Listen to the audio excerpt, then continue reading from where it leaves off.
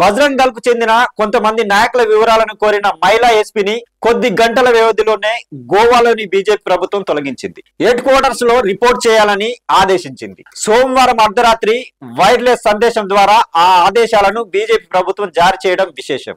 దక్షిణ Goa superintendent of police ఎస్పీగా సునీత సవంత్ గత ఏడాది ఫిబ్రవరి నుంచి విధులను నిర్వహిస్తున్నారు. జిల్లాలోని కొంతమంది బజరంగ్ దళ్ నాయకుల వివరాలు ఇవ్వాలని ఆమె అధికారులను ఆదేశించారు. ఈ విషయం తెలిసిన వెంటనే ఆమెను విధుల నుంచి రాష్ట్ర ప్రభుత్వం తొలగించింది. హెడ్ క్వార్టర్స్ లో రిపోర్ట్ చేయాలని ఆదేశించింది. ఆమె స్థానంలో మాదక ద్రవ్యాల నిరోధక విభాగం ఎస్పీ తికమ్ సింగ్ వర్మను నియమించింది.